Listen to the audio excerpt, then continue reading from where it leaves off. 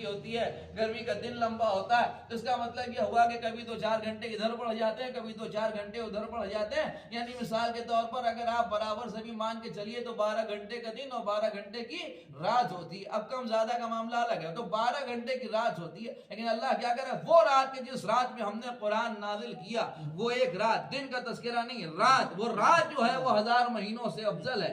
رات کا معاملہ ہی پردہ شب میں یہ کام انجام دیا گیا. اب میں آپ کی خدمت میں کروں کہ آپ کے چھٹے امام جعفر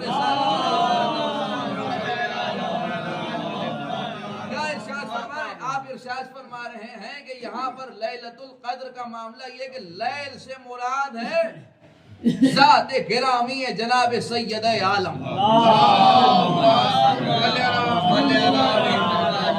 سب مل کے صلوات پڑھیں بر محمد.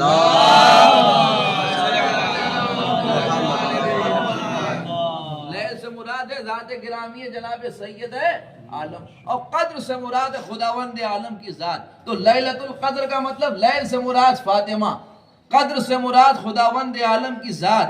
اب اگر لیلۃ القدر کا ترجمہ ہو تو کیا ہوگا؟ اللہ کی فاطمہ. یا آپ نے اللہ کی فاطمہ. صلوات پڑھیں بر آپ کو فرمانے اللہ کی فاطمہ. تو اللہ کیا کرے، اِنَّا أَنزَلْنَاهُ فِي لَيْلَةِ الْقَدْرِ، ہم نے اس قرآن کو شب قدر میں نازل کیا. وَمَا أَدْرَاكَ مَا لَيْلَةُ الْقَدْرِ، اور تم کیا جانو، میں ترجمہ کر رہا ہوں، دیکھو آپ متوجہ ہیں. وَمَا أَدْرَاكَ مَا لَيْلَةُ الْقَدْرِ، اور تم اس حقیقت تک نہیں پہنچ سکتے جو اللہ کی فاطمہ کی حقیقت ہے. اور فرمایا تم اس حقیقت تک نہیں پہنچ سکتے کہ جو اللہ کی فاطمہ کی حقیقت ہے.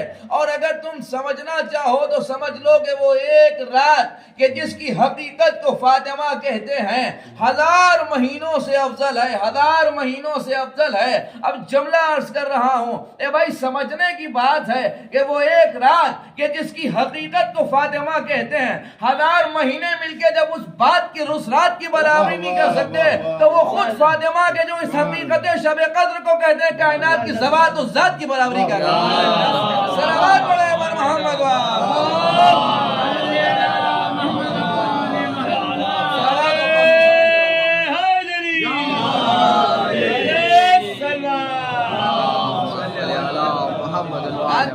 رات کا مطلب یہ ایک سی بات ہے کہ شب لیل، رات کا مطلب کیا ہے صاحب؟ رات پردہ شب. پردہ شب کا معاملہ یہ کہ رات بہت سی چیزوں کو چھپا لیتی ہے نا. میں کہاں سے کہاں آپ کو لے کے جانا چاہتا ہوں، آپ اگر محسوس کریں تو شاید لطف آئے گا آپ کو کہ رات اصل میں بہت سی چیزوں کو چھپا لیتی. اسی لیے پردہ شب ایک ترجمہ کیا جاتا ہے خاص طور سے جناب سیدہ کے سلسلے میں. تو خاص طور سے یہ لفظ آپ نے 1000 مرتبہ سنا ہوگا، پردہ شب. پردہ شب کا مطلب کہ رات کے پردے میں، اس لیے کہ رات بہت سی چیزوں کو چھپا لیتی ہے. لہذا اللہ نے حقیقت شب قدر یعنی شب قدر کی حقیقت جناب سید عالم کو قرار دیا. اس کا مطلب یہ ہوا کہ وہ بیوی کہ جس کی حقیقت بھی پردے میں ہے، شاید اسی لیے اس بی بی کو حجاب اللہ بھی کہتے ہیں. سبحان اللہ، سبحان اللہ، واہ واہ واہ واہ واہ واہ، سبحان اللہ. اگر آپ اجازت دیں تو میں تھوڑی دیر اس مسئلے پر آپ سے بات کروں کہ حجاب اللہ کا مطلب کیا ہے. اللہ کا پردہ، پردے کا مطلب کیا ہے؟ آپ نے بہترین تقاریر خطبہ و ذاکرین اور علماء کو سماعت فرمایا ہے. بات ذرا سی سخت منزلوں میں ہے، لیکن اگر آپ محسوس کریں تو انشاءاللہ بات نتیجہ آمیز رہے گی، اور شاید ایک قدم اس مجلس سے آپ بی بی سلام اللہ علیہ کی معرفت میں آگے بڑھ کے ہوتے ہیں. سبحان اللہ، بے شک یا علی. بات سخت تو ہے لیکن یہ کہ بارہ سمجھنے کے قابل ہے کہ حجاب کا مطلب کیا ہے. پردہ، پردے کا مطلب کیا ہے؟ پردے کا اصطلاحی معنی جو ہمارے معاشرے اور سماج میں سمجھا جاتا ہے اسے کہتے ہیں چھپانا. دیکھیے توجہ چاہتا ہوں خدا کے لیے، پردے کا جو اصطلاحی معنی ہمارے معاشرے میں ہے وہ ہے چھپانا. لیکن میں حقیقی ترجمہ آپ کی خدمت میں کروں، پردے کے معنی چھپانے کے نہیں ہوتے، روکنے کے ہوتے ہیں. سبحان اللہ، آپ نے غور ہی نہیں کیا. صلوات پردے کا مطلب چھپانا نہیں ہوتا، پردے کا مطلب روکنے کا ہوتا ہے. مثال کے طور پر آپ کی خدمت میں کروں، آپ جگہ مثلا بالفرض مجلس ہو رہی ہے بیت الحزن میں، آپ گئے، آپ نے دیکھا پردہ لگا ہوا، تو پردے کا مطلب کیا؟ چھپانا. کہا چھپانا مطلب نہیں، روکنا مطلب ہے. پردہ پڑا ہوا، یہاں سے آگے مردوں کی انٹری نہیں. بے شک واہ غور ہی نہیں کیا آپ نے بات عرض کر رہا ہوں بھائی پردے کے معاملہ یہ کہ یہ پردہ جو درمیان میں حائل کیا گیا اس کے پیچھے خواتین ہیں مرد یہاں پر ہیں تو اس کا مطلب یہ ہوا کہ اب اس داخلے کو مرد اور خواتین کے مجہول نہ ہو لہذا خواتین اپنی طرف رہیں مرد ادھر رہیں اس لیے درمیان میں پردے کو حائل کیا گیا ہے پردے کو حائل کیا گیا تو یہ جو حائل ہے اسے حجاب کہتے ہیں اسے پردہ کہتے ہیں اس کا مطلب چھپانا نہیں ہے اس کا مطلب روکنا ہے روکنا ہے اسی لیے آپ جب ترجمہ دیکھیں گے تو آپ کو حجاب کے بہت سے معنی ملیں گے مثلا آڑ کرنا مثلا روکنا مثلا نقاب یہ جو نقاب ہے یہ جو برقع ہے یہ جو چادر ہے اسے حجاب انہی معنوں میں کہتے ہیں کہ نامحرموں کی نظر اپنے چہرے پر پڑنے سے روکنا بے شک سبحان اللہ اور کہہ رہے ہیں بھائی چھپانا نہیں اس لیے کہ چھپانا دوسرے معنوں میں چھپانے کو ستر پوشی کہتے ہیں اس کے لیے لباس ہے اسی لیے خاتون کو چھپانے کی بنیاد پر مستور کہتے ہیں صلوات پڑھیں پر محمد مستورات کی مجلس ہوگی تو مستور کا مطلب کیا ہوتا ہے مستور کا مطلب خاتون نہیں ہے یعنی مستور دلالت کرتا ہے خاتون پر اس کی وجہ یہ ہے کہ ہمارے یہاں خواتین کو بظاہر نہیں لایا جاتا اب تو حالات خراب ہو رہے ہیں وہ تو ایک الگ ہی معاملہ ہے برابری کے نام پر صلوات اور پڑھیں پر محمد عرض کرنے کا مقصد یہ کہ ستر کہتے ہیں چھپانے کو ستر پوشی یعنی چھپانا اور مستور کہتے ہیں اسے کہ جس کو چھپایا جائے مستورہ کا مطلب یعنی وہ خاتون کی جسے چھپایا جائے ظاہر سی بات ہے اسی لیے اسے مستور کہتے ہیں لہذا مستورات کی مجلس ہوگی یعنی خواتین کی مجلس ہوگی تو وہ تو ایک الگ معاملہ لیکن پردے دار پردہ کرنے والی کا مطلب کیا ہے حاجب اور آپ کی خدمت میں عرض کروں اپنی بات کی دلیل میں ایک لفظ ہے محجوب کا مطلب کیا ہوتا ہے یہ لفظ خاص طور سے وراثت کے معاملے میں بہت استعمال ہوتا ہے انگا صاحب انہیں محجوب کر دیا گیا محجوب کا مطلب کیا انہیں پردہ دار کر دیا گیا اب وہ وراثت سے محجوب ہو گئے کا مطلب کیا کہ انہیں برقع اڑا دیا گیا یا انہیں چادر پہنا دی گئی یا کیا کیا گیا ان کے ساتھ محجوب ہونے کا مطلب یہ ہے کہ کچھ کیفیتیں تھیں جنہوں نے ان کی وراثت کو ان سے روک دیا حاجب ہو گئی آپ نے اکثر سنا ہوگا نہ کوئی حاجب و دربان یہ حاجب و دربان کا مطلب کیا حاجب و دربان اس شخص کو کہتے ہیں کہ جو دروازے کے اوپر کھڑا ہوا ہے اس نے کہا یہاں سے آگے آپ نہیں جا سکتے یہاں سے آگے خواتین ہیں ادھر نہیں جا سکتے ادھر خاص لوگوں کا مان تو اسے حاجب کہتے ہیں تو حاجب کا مطلب کیا روکنے والا محجوب کسے کہتے ہیں جسے روک دیا جائے حجاب کہتے ہیں روکنے کو صلوات پڑھیں پر محمد حاجب کا مطلب روکنے والا محجوب کا مطلب جسے روک دیا جائے اور حجاب وہ کہ جس کے ذریعے سے روکا جائے اب اگر نظر روکی جا رہی ہے تو پردہ حجاب ہے سمجھ رہے ہیں آپ اگر کسی کے داخلے کو روکا جا رہا ہے تو وہ روکنے کے لیے اگر دیوار بنائی گئی تو دیوار حجاب ہے اگر پردہ آویزہ کیا گیا ہے تو پردہ حجاب ہے اور آسان کروں تاکہ بات آسانی سے سمجھ میں آ جائے انگریزی میں جب آپ اس حجاب کا ترجمہ ڈھونڈنے کے لیے جائیں گے تو آپ کو بہت آسان ترجمہ ملے گا حجاب کا بیریئر توجہ فرمائیے آپ نے حجاب کا آسان ترجمہ آپ کو ملے گا بیریئر کا مطلب کیا صاحب پولیس نے بیریکیڈنگ کی ہوئی آپ جلوس لے کے راستے سے نکل رہے تھے راستے میں جدھر سے معاملات دوسرے راستے تھے وہاں پر پولیس نے بیریئر لگا رکھے تھے کیوں لگا رکھے تھے کہ صاحب ادھر سے ادھر آنے والے لوگوں کو روکا جا رہا تھا تو اسی کو بیریئر کہتے ہیں اسی کو حجاب کہتے ہیں اور ظاہر سی بات ہے کہ یہ جو لگایا گیا بیریئر اسی کو حاجب کہتے ہیں اب ظاہر سی بات ہے اگر بیریئر روک رہا ہے تو بیریئر حاجب ہے پردہ روک رہا ہے تو پردہ حاجب ہے اور اگر کوئی شخص روک رہا ہے تو شخص حاجب ہے تو یہ جو عمل ہے اسے کہتے ہیں حجاب جناب سید عالم کا لقب ہے حجاب اللہ صلوات پڑھیں پر محمد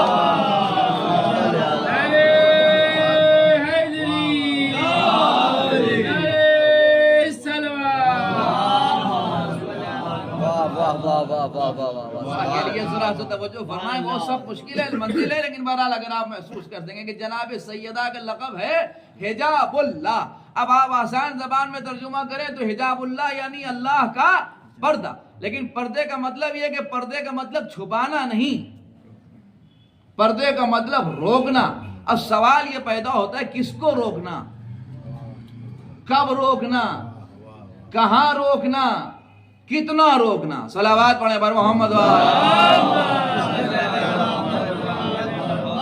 اور فرمائیں تو پردے کا مطلب کیا. تو یہ تو پردے کی کتنی کیفیتیں میں نے آپ کے سامنے بیان کی. اور جناب سیدہ کا لقب کیا ہے؟ حجاب اللہ. اب میں آپ کی خدمت میں عرض کروں ان کا صاحب یہ جو خاتون اپنے چہرے پر نقاب ڈالے ہوئے ہے یہ کس لیے چہرے پر نقاب ڈالے ہوئے؟ تاکہ نامحرموں کی نگاہ کو روکے. اس لیے جا کے آپ سورہ نور پڑھیے. سورہ نور میں جو آیہ حجاب نازل ہوئی ہے اس میں کیا حکم ہے؟ اس میں حکم یہ ہے کہ پردہ کرنے کے لیے جب حکم دیا گیا تو یہ بھی حکم دیا ہے کہ کس سے پردہ کرنا ہے.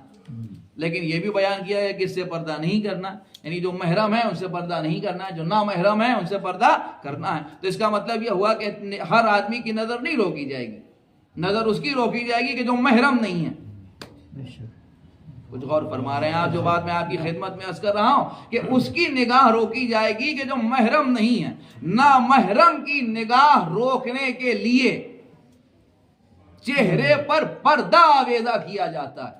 اسی کو نقاب کہتے ہیں, اسی کو حجاب کہتے ہیں. اس کا مطلب یہ ہوا کہ جو کسی خاتون کا محرم نہیں ہے لہذا شریعت نہیں چاہتی کہ اس کے چہرے تک کسی کی نگاہ پہنچے تو درمیان میں پردہ حائل کیا جاتا ہے. تو اللہ نہیں چاہتا کہ اللہ کے غیر محرم خدا کے نور کو دیکھیں. صلوات پڑھیں بر محمد.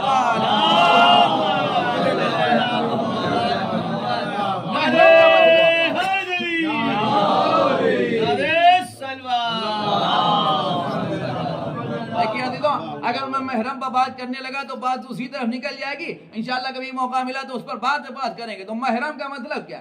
نامحرم کی نگاہ کو روکنے کے لیے حکم ہے کہ چہرے پر پردہ کیا جائے. اب آئے سورہ نور کہہ رہا ہے, سورہ احزاب کہہ رہا ہے کہ اپنے گھر کی خواتین سے کہو, اپنی بیٹیوں سے کہو, اپنی زوجہ سے کہو, مومنین کی عورتوں سے کہو کہ وہ اپنی اوڑھنی کو اپنے چہرے کے آگے ڈالے رکھیں, یعنی نقاب کی شکل میں, تاکہ لوگوں کی نگاہیں ان پر نہ پڑیں. تو کن لوگوں کی نگاہیں؟ ان لوگوں کی نگاہیں جو محرم ہیں. جو محرم نہیں ہے, نامحرم لوگوں کی نگاہیں نہ پڑے. تو اس کا مطلب یہ ہوا کہ روکا جاتا ہے. ان کا صاحب یہاں سے آگے آپ نہیں جا سکتے, آگے خواتین ہیں لہذا آپ یہیں رکیے. مجلس کے درمیان پردہ حائل کیا گیا تھا. تو پردہ حائل کرنے کا مطلب کیا تھا؟ پردہ حائل کرنے کا مطلب چھپانا نہیں تھا. پردہ حائل کرنے کا مطلب تھا روکنا. روکنا کب روکنا, کیوں روکنا, کتنا روکنا؟ اب ایک جملہ میں آپ کی خدمت میں عرض کر رہا ہوں, خدا کی قسم اسے لکھنؤ والوں کے علاوہ تو کوئی سمجھ ہی نہیں سکتا. اور وہ یہ کہ جب کہیں آپ طور پر اس سے بہتر نہ مثال ہو سکتی ہے نہ تصویر ہو سکتی ہے. 1000 مرتبہ آپ نے غور کیا ہوگا, مثلا مجلس ہو رہی ہے, انتظام مجلس ہے, مجلس کے بعد اعلان کیا گیا کہ شبیہ تابوت برآمد ہوگا یا دیگر تبرکات اعضاء برآمد ہوں گے. کہاں برآمد ہوں گے کا ممبر رکھا ہوا تھا. ممبر کے پیچھے ایک پردہ آویزہ تھا, اور جب پردہ آویزہ تھا تو پردے کے پیچھے تبرکات سجائے گئے تھے. بہت توجہ چاہتا ہوں, پردے کے پیچھے تبرکات سجائے گئے تھے. تو تبرکات سجائے گئے تھے, مثلا علم سجایا گیا تھا, مثلا تابوت سجایا گیا تھا, مثلا ذوالجناح آمادہ کیا گیا تھا, اور یہ اعلان تھا کہ مجلس کے بعد زیارت کرائی جائے گی. تو یہ جو پردہ آویزہ کیا گیا تھا اس میں کچھ لوگ آگے بڑھنے لگے. تو روکنے والے منتظمین نے کہا کہ ابھی آپ رکیے, ابھی مجلس کے بعد زیارت ہوگی. تو ہم نے پوچھا بھیا جب زیارت ہی کرانا ہے تو چھپایا کیوں ہیں؟ ہمارے بھائی تم نے اعلان کیا کہ مجلس کے بعد تابوت کی زیارت ہوگی, تو جب زیارت ہی کرانا ہے تو اسے چھپایا کیوں ہے؟ تو وہ کہے گا اصل میں چھپایا اس لیے ہے کہ زیارت مجلس کے بعد ہوگی, علم مجلس کے بعد برآمد ہوگا, تابوت مجلس کے بعد برآمد ہوگا, ذوالجناح مجلس کے بعد برآمد ہوگا. تو یہ جو پردہ ممبر کے پیچھے آویزہ کیا گیا ہے یہ چھپانے کے لیے نہیں بلکہ یہ روکنے کے لیے کیا گیا ہے. جب مجلس تمام ہو جائے گی تو پردہ ہٹا دیا جائے گا, چنانچہ زیارت کرائی جائے گی. اب اگر حجاب اللہ کی حقیقت کو سمجھنا ہے تو آگے دیکھیے کہ اس مجمع میں اور تبرکات کے درمیان حد فاصل کے لیے اس پردے کو قائم کیا گیا ہے. پیغمبر چرخ ہفتوں پر اللہ سے ملاقات کرنے کے لیے گئے. آپ سمجھے کہ پیغمبر چرخ ہفتوں پر اللہ سے ملاقات کرنے کے لیے گئے ہیں. اب ظاہر سی بات ہے کہ یہ جو چرخ ہفتوں پر پہنچے تو وہاں سے آواز آ رہی ہے ادنو منی, ادنو منی, ادنو منی, اور قریب آؤ, اور قریب آؤ, اور قریب آؤ. اتنا قریب پہنچے پیغمبر کہ 2 کمانیں زیادہ لگنے لگی. یہاں پہ شاید جملے کا لطف ہی نہیں. اتنا قریب پہنچے پیغمبر کہ دو کمانیں زیادہ لگنے لگی، اسی لیے اس نے کہا او ادنا. او ادنا کا مطلب شاید اس سے بھی کم. اس کا مطلب یہ ہوا کہ دو کمانیں بھی زیادہ لگنے لگی. اب ظاہر سی بات ہے کہ پردے کے ادھر، اب پردے کے بارے میں بھی بات کروں گا، بات پردے کی تو ہو رہی ہے. پردے کے ادھر کون؟ رسول. اور پردے کے ادھر کون؟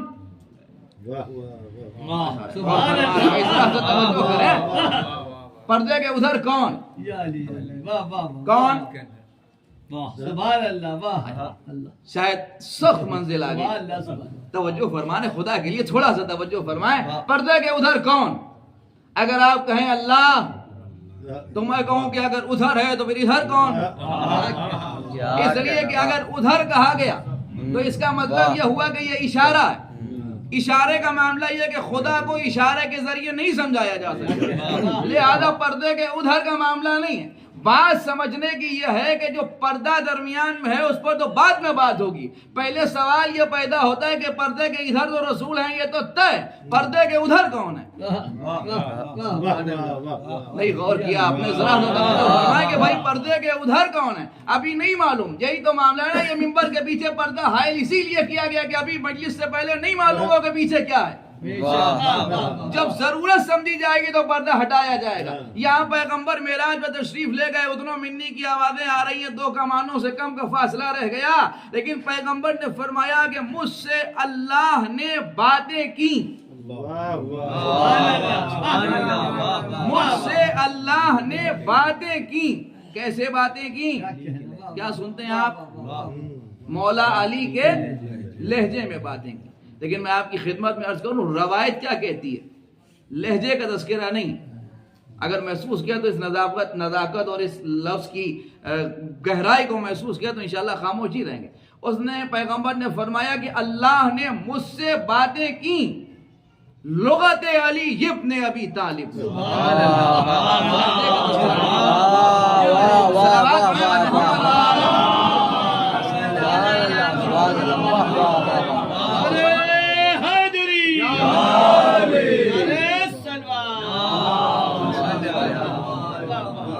شاید سخت گفتگو کی طرف بات آگے، لیکن ذرا سا توجہ فرمائیں. تمام تو اسی مسئلے پر ہوگی بات کہ اللہ پیغمبر نے کہا فرمایا کہ اللہ نے مجھ سے باتیں کی علی کے لہجے میں نہیں، لغت علی ابن ابی طالب. علی ابن ابی طالب کی لغت میں باتیں کی. لغت کا مطلب کیا ہوتا ہے؟ ڈکشنری. یہ فیروز اللغات ہے، یہ مہذب اللغات ہے، یہ فلاں لغات ہے، یہ فلاں لغت ہے، یہ فلاں لغت ہے. کیا مطلب ہوتا ہے لغت کا؟ ان کا صاحب لغت عام طور پر ہمارے یہاں معاشرے میں ایک ڈکشنری ہوتی ہے، اس میں لفظ ہوتے ہیں. اس کا مطلب کیا ہوتا ہے کہ صاحب یہ لفظ ہماری ڈکشنری میں ہیں، یہ اردو زبان کی ڈکشنری ہے، یہ انگریزی زبان کی ڈکشنری ہے، یہ فارسی زبان کی ڈکشنری ہے، یہ عربی زبان کی ڈکشنری ہے. اس کا مطلب یہ ہوا کہ جس زبان کی ڈکشنری ہے وہی لفظ ہوں گے. جو لفظ اس زبان میں بولے جاتے ہیں یہ اردو زبان کے لفظ ہیں، یہ ہندی زبان کے لفظ ہیں، یہ انگریزی زبان کے لفظ ہیں. پیغمبر کیا فرمانا ہے کہ اللہ نے مجھ سے علی ابن ابی طالب کے لہجے میں نہیں بلکہ لغت میں باتیں کی. سبحان اللہ سبحان اللہ. کیا لفظ بدل کے کہوں دیکھوں بھائی متوجہ ہیں یا محسوس نہیں کیا آپ نے اس بات کو؟ پیغمبر نے یہ نہیں کہا کہ اللہ نے مجھ سے لہجے میں باتیں کی، بلکہ یہ فرمایا کہ اللہ نے مجھ سے علی کی لغت میں باتیں کی، یعنی علی کی زبان میں باتیں کی. یعنی صرف لہجہ ہی نہیں بلکہ بول بھی ویسے ہی رہا تھا جیسے علی بولتے ہیں، اور وہی بول رہا تھا جو علی بولتے ہیں. صلوات علی محمد.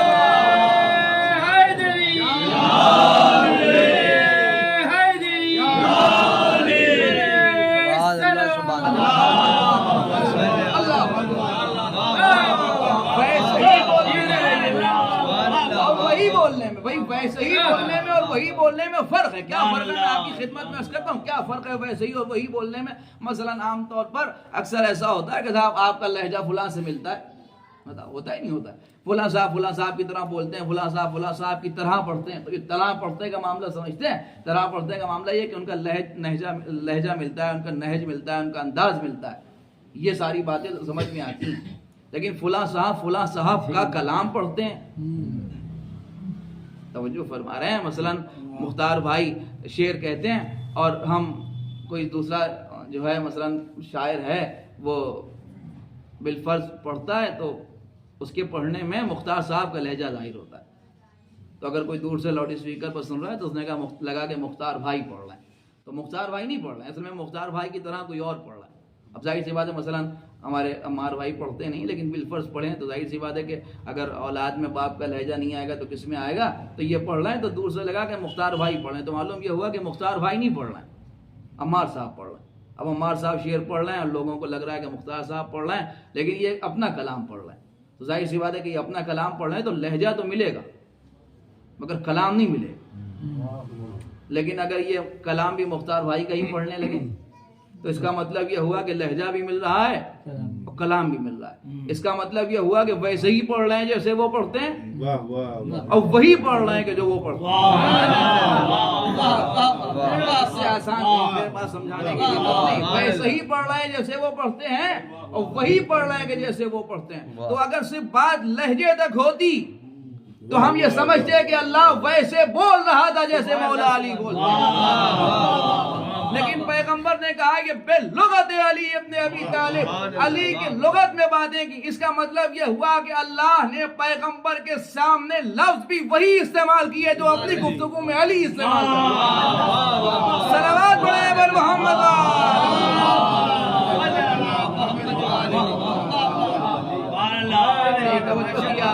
ذرا سا توجہ فرمائیں، بس آخری منزل گفتگو تمام ہو رہی ہے، تو ادھر ہے پیغمبر اور ادھر بات وہیں کی وہی ہے نا کہ ادھر کون؟ خدا تو نہیں، اس لیے کہ اگر کہیں کہ ادھر خدا ہے تو پھر یہ ادھر کا مطلب ہوا اشارہ، تو پھر سوال سب سے بڑا پیدا ہوگا کہ ادھر کیا ہے؟ ادھر تو محمد ہے، ادھر کیا ہے؟ بس اسی ادھر کو روکنے کے لیے درمیان میں حجاب قائم کیا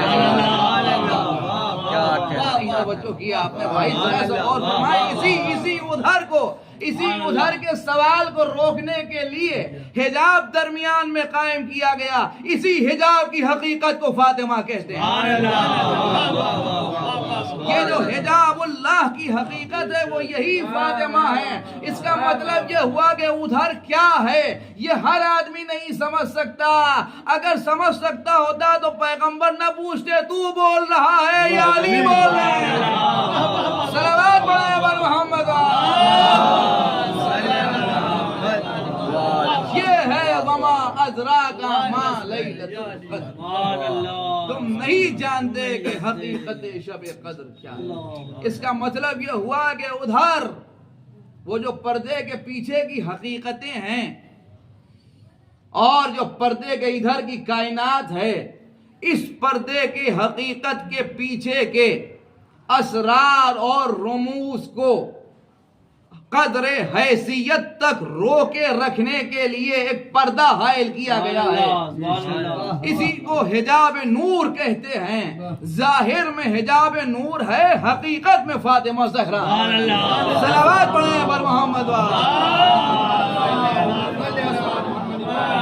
یہ حجاب اللہ کا اب ظاہر سی بات ہے کہ یہ ضرورتاً خداوند عالم کی طرف سے ادھر اسرار و رموز کی کائنات کو، اسرار و رموز کی کائنات کو اس عالم امکان سے قدر حیثیت روکنے کے لیے جو بیریئر لگایا گیا، بس تمہاری نگاہ ابدیت جائے خداوند عالم کی طرف تو اس پردے سے ٹکرا کے واپس آ جائے۔ پردے کے پیچھے کے بارے میں جستجو نہ کرنا۔ تمہاری حقیقت یہی ہے کہ تم اگر حقیقت فاطمی کو سمجھ گئے تو تم شب قدر کو سمجھ گئے۔ جس نے حقیقت فاطمی کو درک کر لیا اس نے شب قدر کو درک کر لیا۔ وما ادراک ما لیلۃ القدر، اور تم نہیں جانتے کہ یہ شب قدر کیا۔ بس بات تمام ہو گئی۔ ظاہر سی بات ہے کہ اسرار اور رموز، ایک جملہ اور عرض کرتا ہوں، بڑی محبتوں سے آپ نے سن لیا اس سخت مسئلے کو، لیکن بس ایک بات آخری، اور وہ یہ کہ سمجھنے کی بات ہے کہ پردہ جو ہے وہ دو لوگوں کے درمیان حائل ہے، لیکن پردے کا معاملہ یہ کہ یہ دونوں طرف کے اثرات رکھتا ہے۔ بہت خوب، سبحان اللہ، واہ واہ واہ واہ واہ واہ، اور فرمائیں اس پردے میں دونوں جلوے نظر آتے ہیں۔ پردہ درمیان میں حائل ہے ادھر اور ادھر، جو ادھر ہے اس کا اثر بھی پردے پر ہے اور جو ادھر ہے اس کا اثر بھی پردے پر ہے۔ صلوات پڑھیں بر محمد۔ برابر کے اثرات پردے پر ظاہر ہیں، جو ادھر ہے اس کا اثر بھی پردے پر، اور جو ادھر ہے اس کا اثر بھی پردے پر. شاید اللہ نے جناب سیدہ کو حجاب اللہ اسی لیے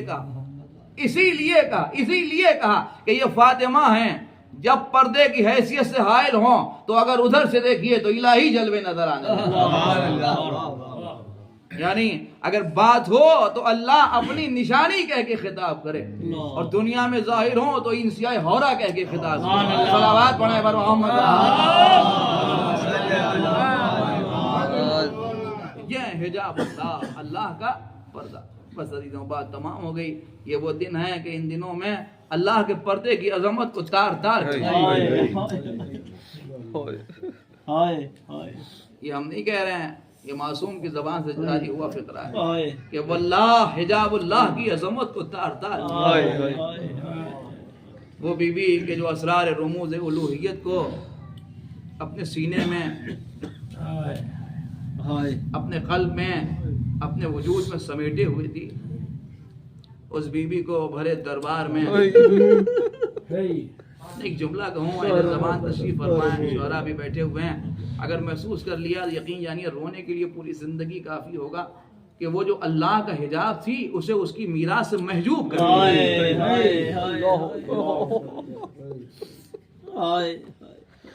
وہ جو اللہ کا حجاب تھی امت اس کے اور پیغمبر کے درمیان حاجب ہو گئی.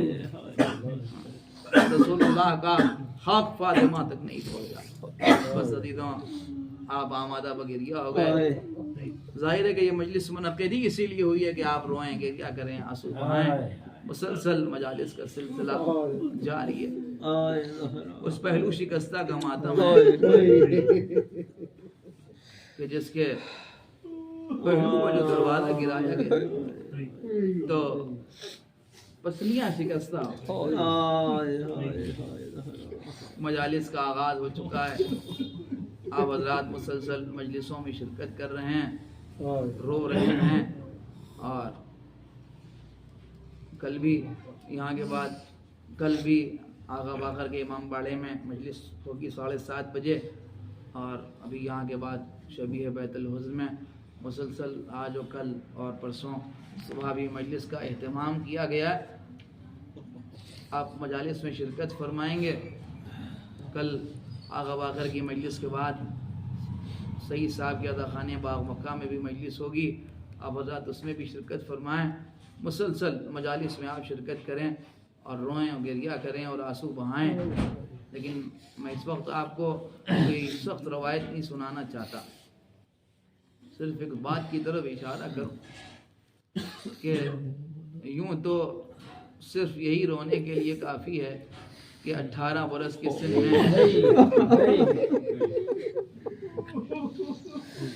بی بی کے ہاتھ میں عصا تھا،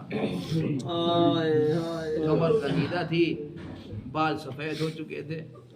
یہ 3 فقرے جو ہیں نا، یہ جناب سیدہ کا مکمل مرثیہ، یہ جناب سیدہ کا مکمل مرثیہ ہیں کہ جناب سیدہ عالم 18 برس کے سن میں عصے کے ساتھ. لیکن عزیزوں ظاہر ہے کہ مجلس کے 2 رخ ہوتے ہیں، فضائل اور مصائب. اہل احساس تشریف فرمائیں. میں صرف آپ کے دل کے تار چھیڑ دوں اور بات تمام ہو جائے. مصائب، فضائل اور مصائب. فضائل میں کیا بیان ہوتا ہے؟ فضیلتیں بیان ہوتی ہیں. اتنی دیر میں نے آپ کی خدمت میں جو گفتگو کی وہ کوشش کی جناب سیدہ کی فضیلت کے خروق کو آپ تک ظاہر کرنے، پہنچانے. کس حد تک میں کامیاب ہو سکا یہ میں نہیں جانتا، لیکن برا یہی فضائل کا حصہ ہے. لیکن مصائب میں کیا ہوتا ہے؟ مصائب میں مصیبتیں بیان ہوتی ہیں. آپ مجالس میں شرکت کرتے ہیں نا، کسی بھی مجلس میں شرکت کریں تو اس میں فضائل کے بعد مصائب ہوتے ہیں. مصائب مصیبت کی جمع ہے، مصیبتیں بیان ہوتی ہیں. لیکن ہم مصائب میں کیا پڑھتے ہیں؟ آپ فرما رہے ہیں ہم مصائب میں کیا پڑھتے ہیں؟ ہم مصائب میں وہ روایات پڑھتے ہیں جو ہم نے کتابوں میں مقاتل میں پڑھی ہیں،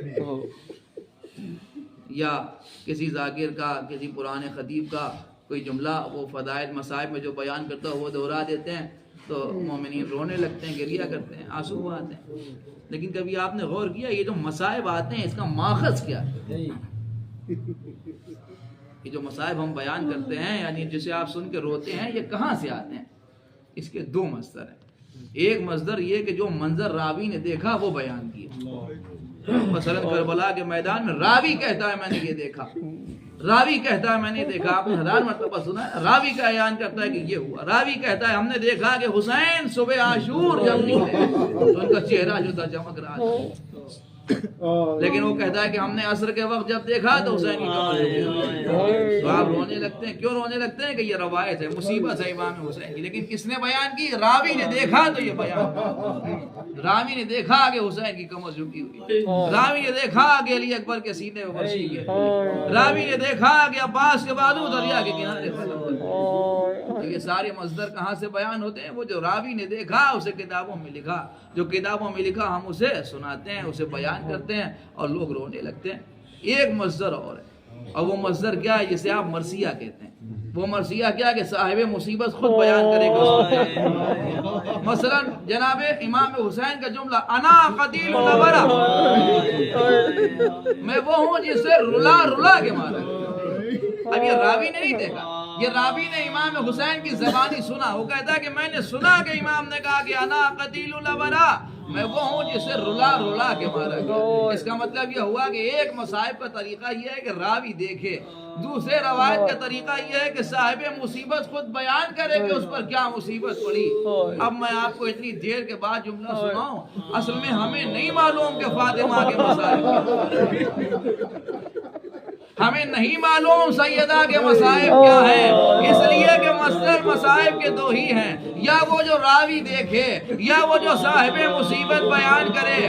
فاطمہ پر کیا گزری یہ کس نے دیکھا، اور فاطمہ پر کیا گزری یہ کس سے بیوی نے بیان کیا؟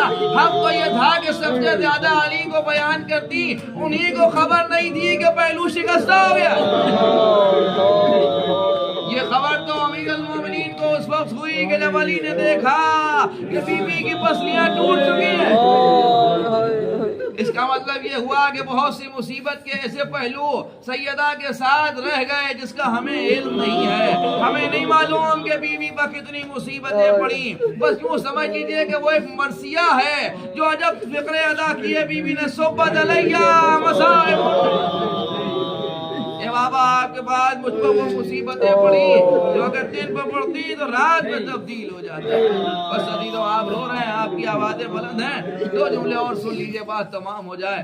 عزیزو یہ مسئلہ، اس کا مطلب یہ ہوا کہ ابھی ہمیں نہیں معلوم کہ سیدہ پر کیا زحمتیں گزری۔